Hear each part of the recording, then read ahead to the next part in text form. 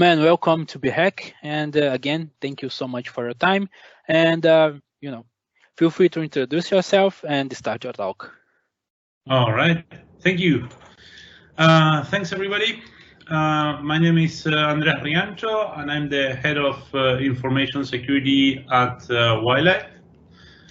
Today we are going to be discussing step-by-step AWS cloud hacking.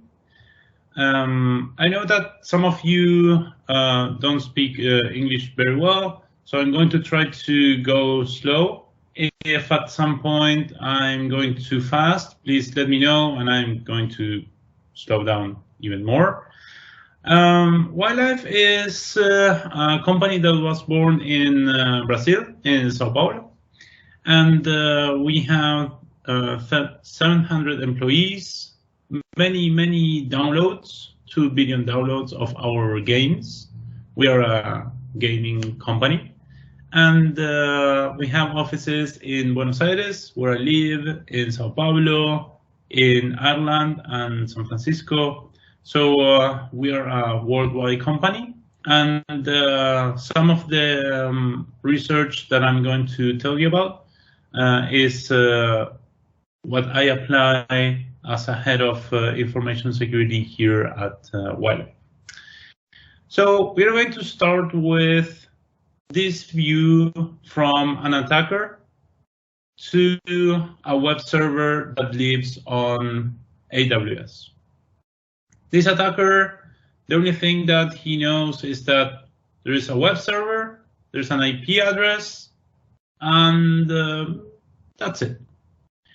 And I'm going to show you the step-by-step on how this attacker can gain access to different parts of the AWS account and perform privilege escalation techniques in order to jump from one role to the next one and to the next one, and to get access to absolutely everything in this AWS account. These attacks that I'm going to explain and the privilege escalation techniques are really easy. They are not 0 days. They are not attacks on AWS. They are mostly attacks on how people use AWS. As you know, there is a shared responsibility model between AWS and the customers. AWS takes care of part of your security, and you take care of another part of the security of your applications and systems. So all of the attacks that we are going to see now are related with the security that is responsibility of the AWS customer. First, in order to attack something, you need to understand how it works. And we need to understand how we are going to steal credentials from an EC2 instance. In this case, we're talking about AWS credentials. So when an application that is running on EC2 needs to access the AWS API, so for example, an application needs to read something from the S3 service, the application needs credentials. Those credentials, usually access key and secret key, can be provided to the application in different ways. The first way is hard-coded credentials. Having credentials hard-coded into the source code is a bad idea because of many reasons. I'm not going to explain or deep dive into those. It's a little bit better. A different alternative is to use environment variable. And the most important one, the one that AWS recommends, and it's really good, is to provide those credentials through an instance profile. So every time that you create an EC2 instance, you can attach an IAM role to the instance. An IAM role is basically a principal in AWS. It's like a user in AWS that has credentials and permissions. So every time that you want to run an application on EC2 with a role, you do that, you use the instance profile in order to glue everything together. When the EC2 instance starts, what's going to happen is that AWS creates an HTTP service that is only reachable from that EC2 instance. That EC2 instance has a virtual link with the HTTP service, and the service exposes information such as the hostname, IP address, and important for us, the instance profile credentials. As I said, these credentials have permissions, and the recommended way of doing this is to apply the least privilege principle and assign the least possible permissions for that role. In reality, that doesn't happen. Usually developers assign a lot of permissions to IAM roles. Those excessive permissions are going to be used by us, the attackers, in order to elevate privileges and access data that we shouldn't be accessing. So, as I said, the information about the credentials is exposed in an HTTP service, and that's the IP address of the service. As you can see, 169.254.169.254. That's the URL, and these are two of the most important URLs that we as attackers use to extract credentials, and in the regular use case, the application uses to access the credentials that it needs to work and to do the regular tasks that it needs to do. Something else that we need to do is that there is a vulnerability at the application level that's called server-side request forgery. A server-side request forgery is a vulnerability in the application that's running on the EC2 instance, and this vulnerability allows us to perform some proxying between the attacker and the internal services. So if you take a look at the code of a vulnerable application, you're going to find something like this. This is the function that handles, this is the function that handles the HTTP requests. From the request, we get the URL, and this URL is controlled by the attacker.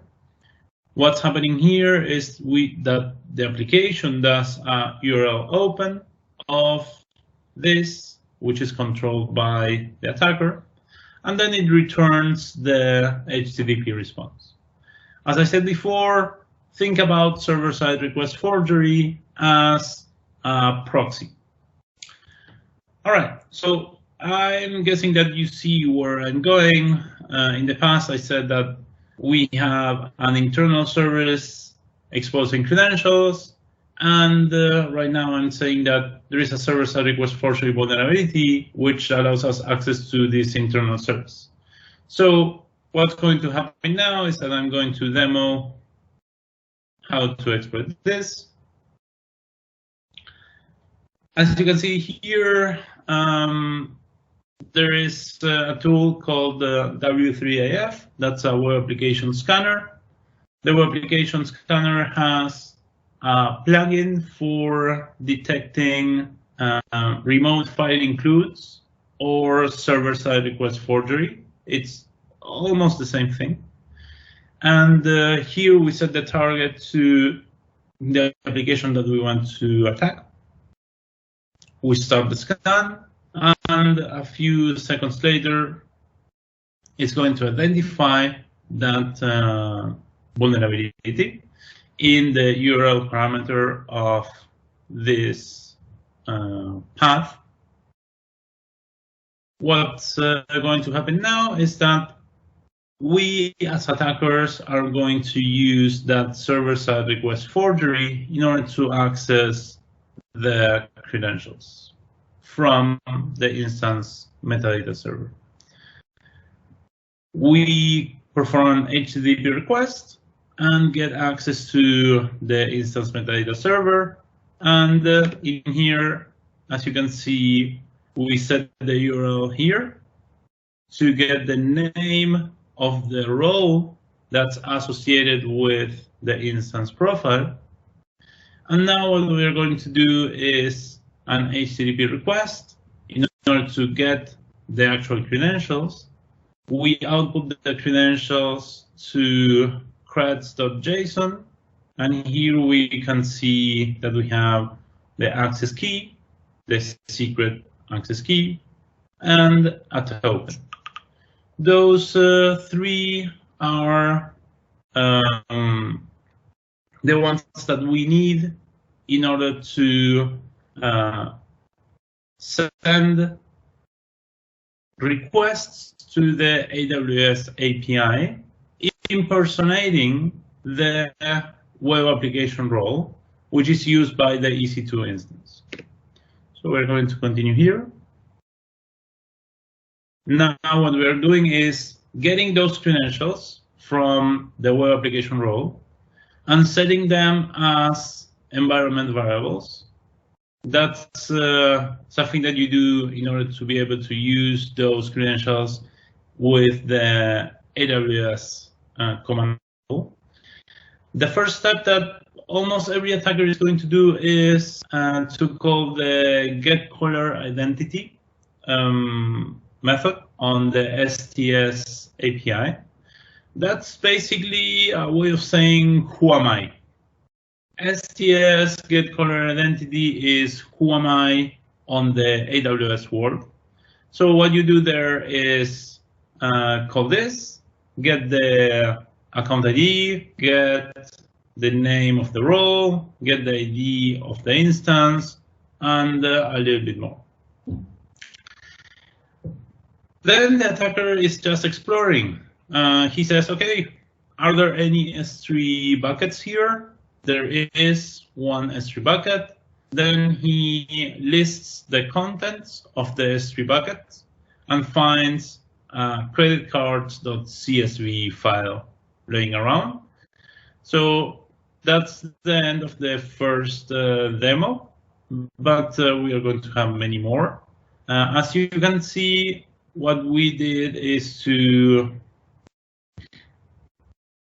expand the view of the attacker.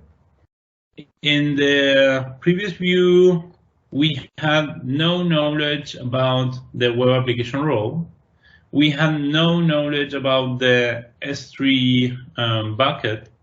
So we are improving. As an attacker, we got access to credentials, we're exploring, but something that you should understand is that we just did that S3ls command without knowing if it was going to work or not. The attacker was just blindly throwing commands, and he was lucky. So if you don't want to blindly throw commands and see what's going to happen or not, there is an automated way of enumerating IAM permissions. Those credentials that we stole have permissions. We need to know what permissions those credentials have in order to know which privilege escalation techniques we can apply. So there are two ways to enumerate permissions. The first one is to call the IAM service and say, hey, give me the permissions for my credentials. The thing there is that usually you don't have permissions to get your permissions. So that's going to be an issue. In most cases, it's not going to work. What is going to work is to perform a brute force attack. The brute force is going to be pretty simple. You just send many HTTP requests to the different APIs saying, okay, I'm going to try this method and check if it works. If it works, it's going to return something. If it doesn't work, it's going to return 403 forbidden, and I'm going to try the next method. There are around 6,000 API calls, so that's going to give you an idea of why it's important to automate this process. You don't want to test that manually. And a few more comments about this.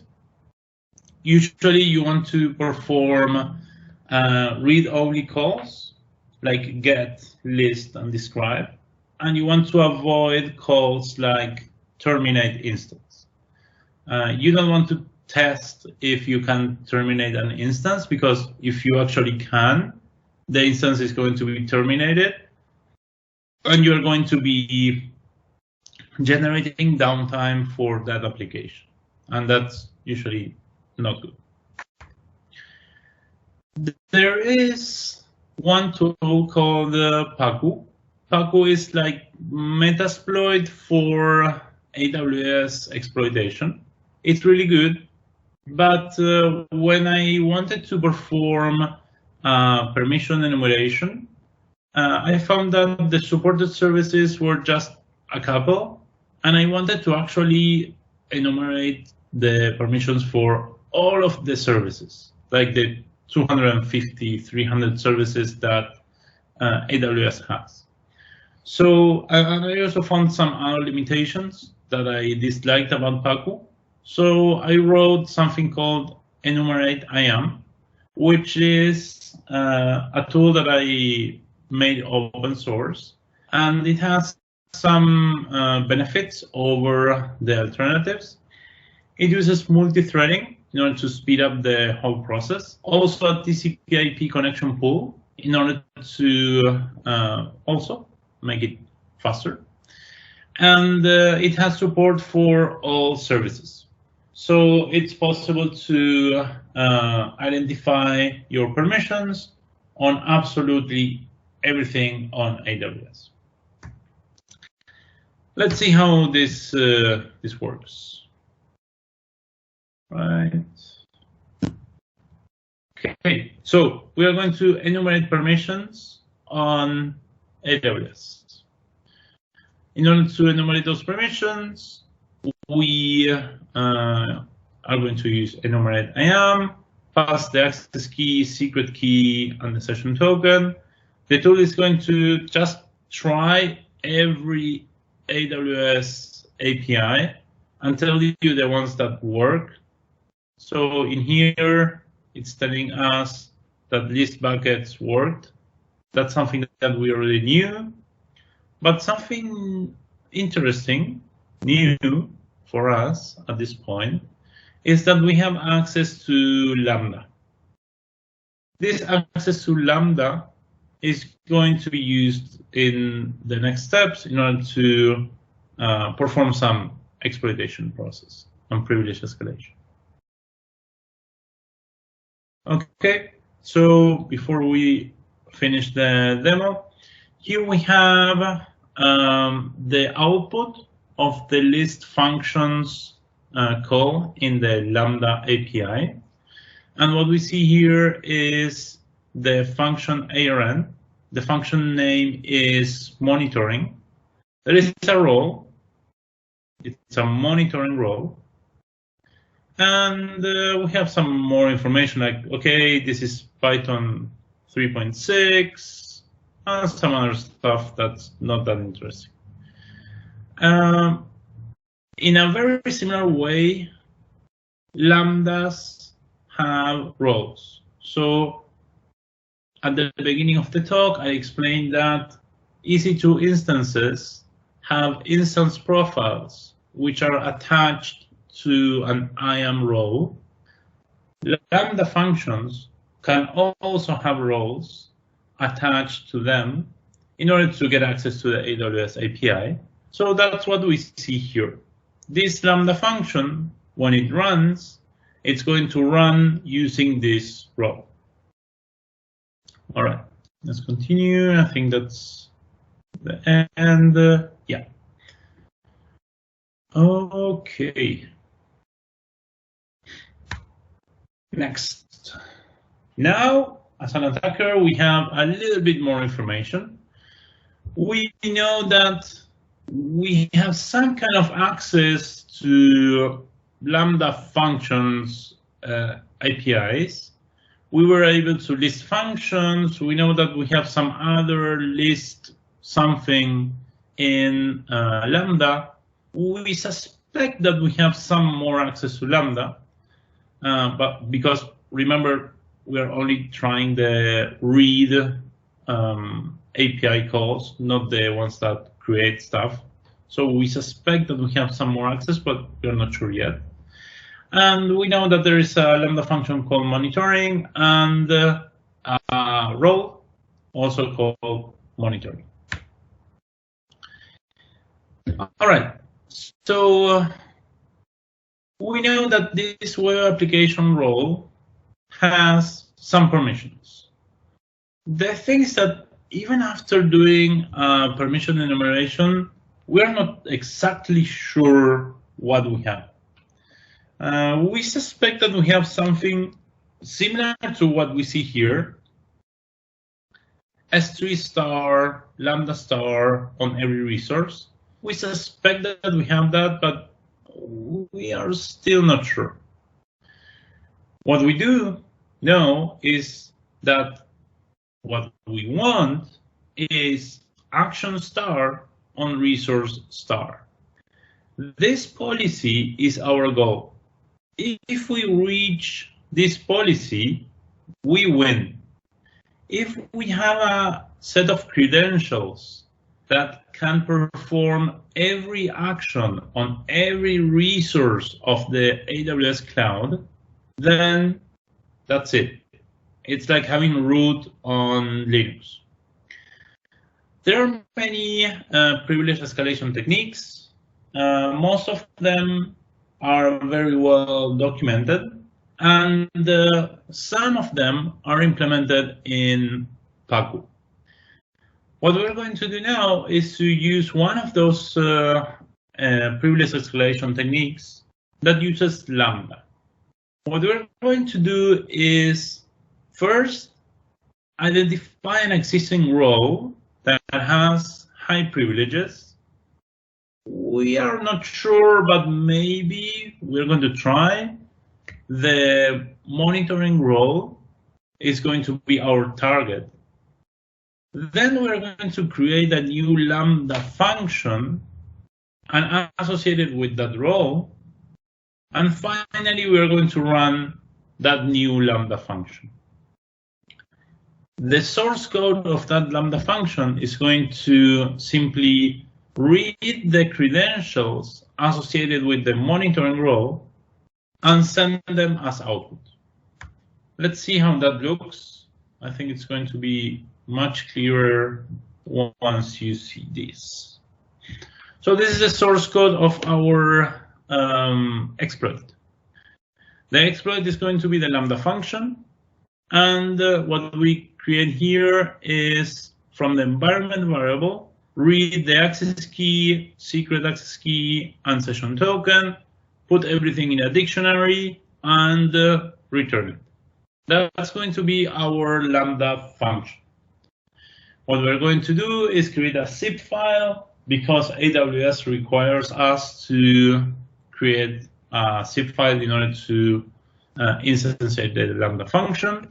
Then we have a small script that creates a new function called exploit with Python and attaches the monitoring role to our function. We run the script, the function is created, and now we are going to run our exploit. We invoke, which is simply running, the exploit, that's the Lambda function, and we output the credentials to a file.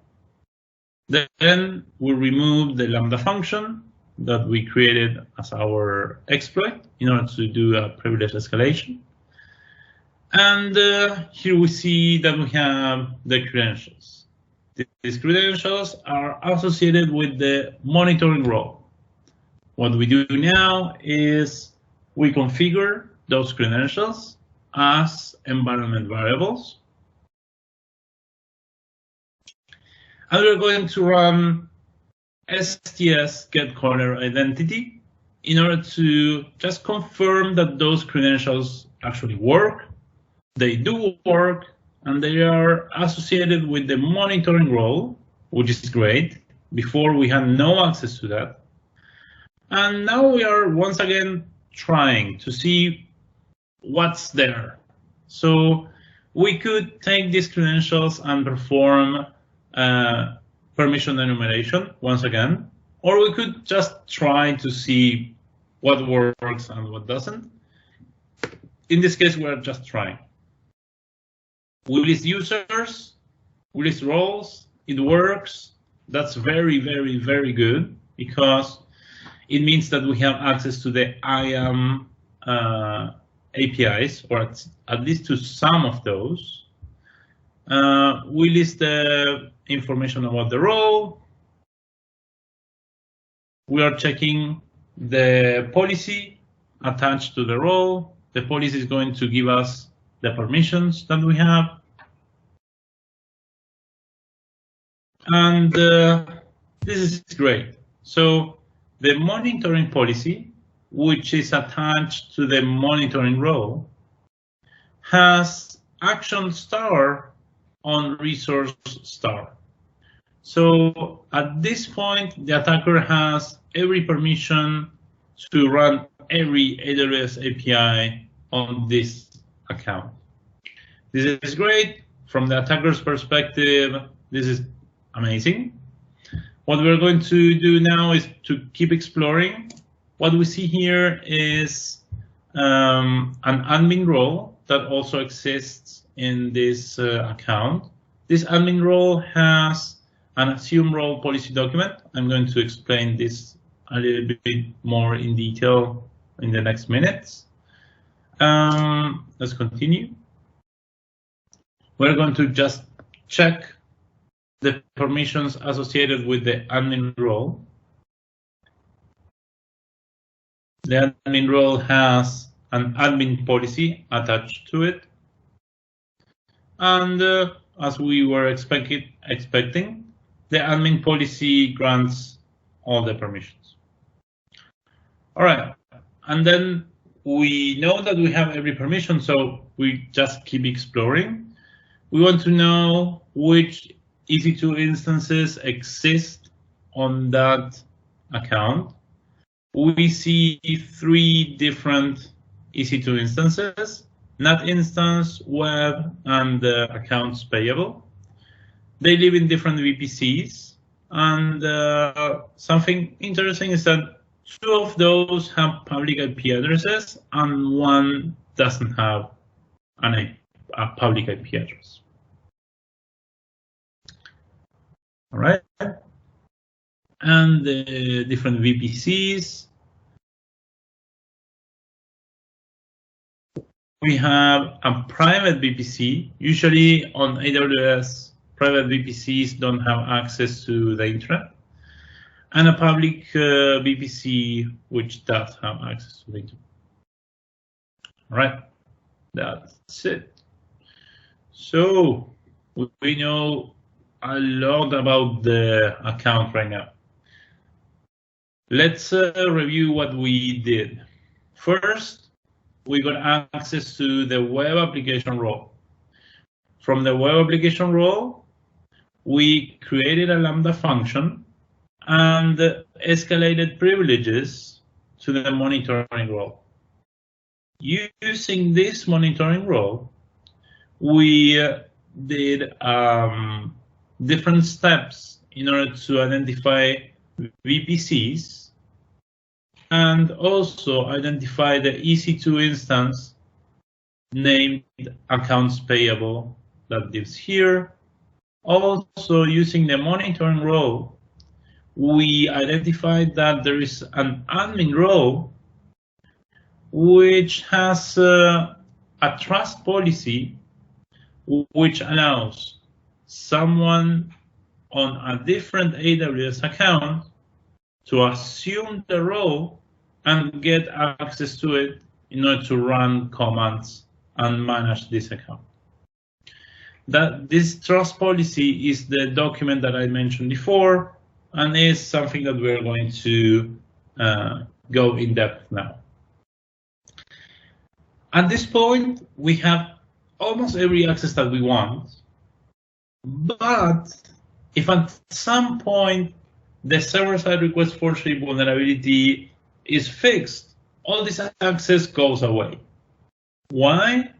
Because the credentials that we have expire. They have an expiration of about 6 hours or 12 hours. I'm not sure, I don't remember, but they expire. So we need to install a backdoor in some way to protect ourselves against the server-side request forgery vulnerability being fixed. So this trust policy that exists is something that we can use. What we are going to use is we are going to add the attacker's account to the list of accounts that can assume the admin role.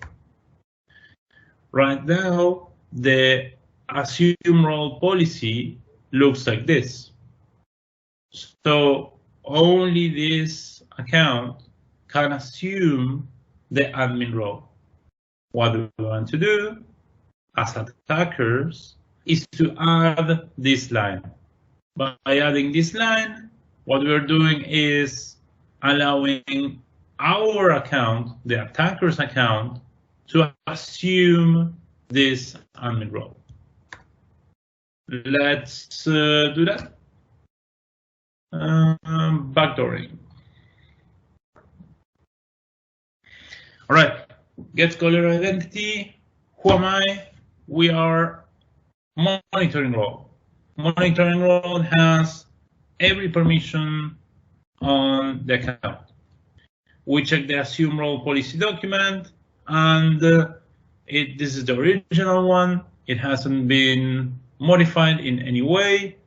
Just this account can assume the role. Now we have our backdoor policy with the two accounts. And what we are going to do is to write a command there in order to update the assume role policy for the admin role. And that modification is going to inject our backdoor. There we see that backdoor. And something else that we're going to do is to install a different backdoor using Pacu. Pacu has a module that's going to allow us to monitor every role in the account.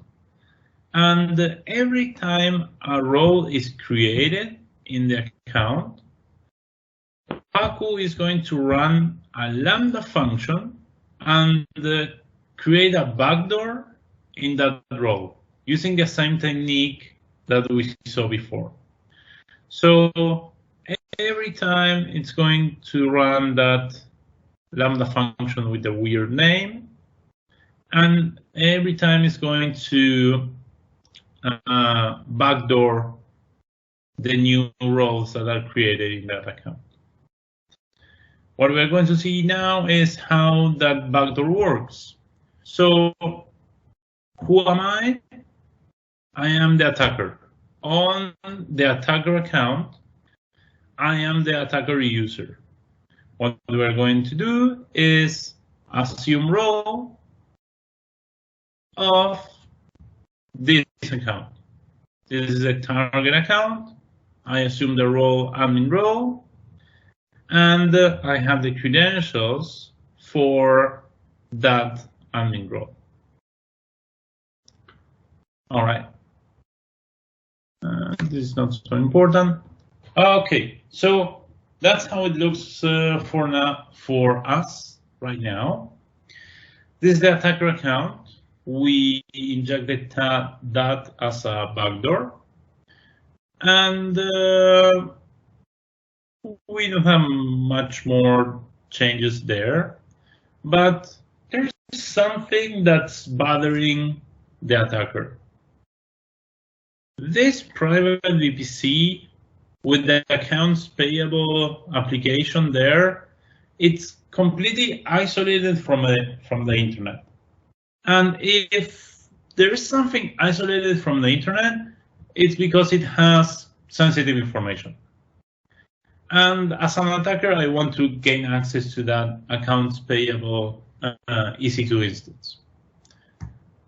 What we are going to do in order to actually compromise that accounts payable application is to create a VPN connection. We are going to create a VPN connection between the attacker's laptop and the VPC. In order to do that, we're going to use a tool called VPC VPN Pivot. That's also a small open source tool that I wrote that automates the process of creating the VPN, connecting, maintaining state, and many other things. It's based on something provided by AWS, which is AWS Client VPN. And there are just a few requirements on the attacker's laptop. You need the credentials in order to actually create the VPN server on the account. And you need OpenVPN client installed on your workstation. Right, let's see how that works. Are we there? Yeah, okay. All right, so once again, we check that the accounts payable server has an IP address. The IP address is private. There's no public IP address. There's a subnet. And from our workstation, there's no way to connect to that service. What we're going to do is run VPC VPN pivot, set the subnet. The subnet here is the one that we got before. It's the one that's going to be the target of our VPN connection. What happens now is that VPC VPN pivot is creating the AWS VPN client VPN service.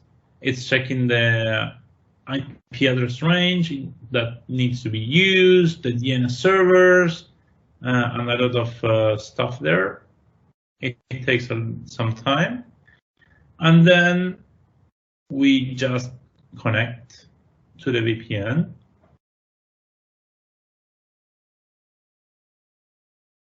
The VPN is working, everything looks good.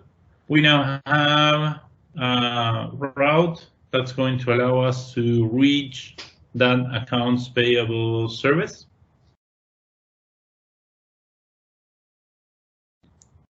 Now we are on the same network, and we can use every tool that we want in order to attack that accounts payable service.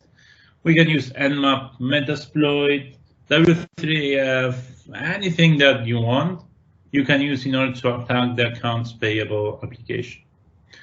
At this point, it's just like a regular penetration test that needs to be performed on the accounts payable application. We are not going to explore that, but you have access, so you can do whatever you want. All right, so as an attacker, you have access to the AWS control plane. You can run every AWS API call that you want. You have access to the private network. If there is a vulnerability in that accounts payable EC2 instance, you can exploit it and continue to gain access to more sensitive information. We install a backdoor that is going to give us persistence over the access to this information. So we won. Key takeaways before you go. If at some point you need to enumerate permissions for IAM credentials that you got somewhere, you can use Enumerate AM. If you want to escalate privileges, if you want to do different tasks on AWS, you can use Pacu. And finally, use VPC VPN pivot on every instance in which you want to access a remote network, and that network is on AWS. All right, that's it. So final note, and I'm going to answer questions if you guys have any, but just write them in the chat, and I'm going to check them out there. We are hiring in Buenos Aires and Sao Paulo. You can check our job search, job descriptions on our site. And that's it. I'm not sure if you guys have any questions. Andres, thank you so much, man. So I'm monitoring the questions here. So far, no one question. We can wait a little bit to the people if they want to ask something.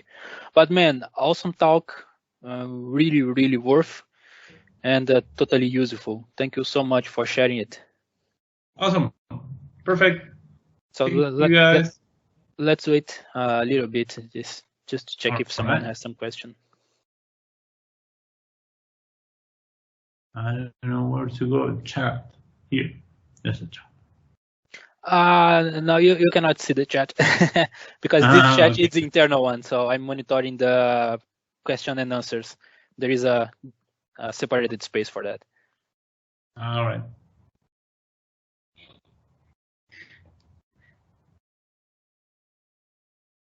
There is someone, but it's not a question. He's saying that it was amazing. Thank you.